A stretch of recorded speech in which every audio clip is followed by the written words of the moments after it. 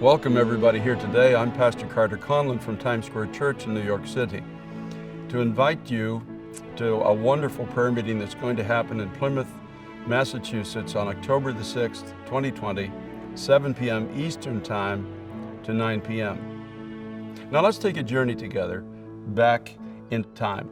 It's 400 years ago. A little group of people sailed across the ocean having a promise of God that they were going to be taken to a land of freedom where they could worship God freely according to conscience, according to the Word of God. They were willing to risk their lives and their freedom and their safety for the sake of being able to worship God. These people had very little strength. They had really no plan other than to follow the leading of God. But coming ashore in Plymouth, they suffered through that first winter. In that first year, almost half of them died. They had no strength, they had little resource, and all they had was a promise from God. It's an amazing thing when you and I look back at this incredible God-birthed country called America.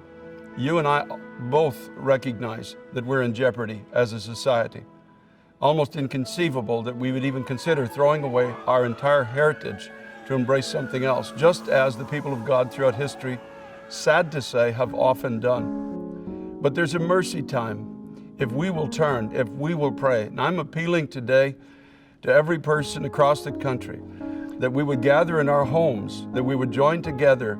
We're going to ask for God's forgiveness for what we have done with the freedom to worship that He once gave us.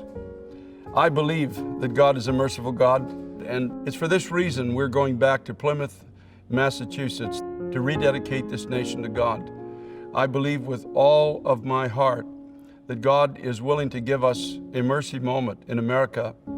God said, if my people are called by my name, will humble themselves and pray, and seek my face and turn from their wicked ways, I will hear from heaven, I will forgive their sin, and I will heal their land. So here we are, 400 years later, going back to the place where America first began. You can't underestimate the significance of this moment. We're going to be gathered together, we're going to pray, we're going to believe God that one more time an awakening is going to come to America. That this moment in history will be a significant turning back to what we have lost and left behind. God bless you, and make an effort to get your friends, your family, and your neighbors together, and let's you and I believe God for this incredible moment in our nation.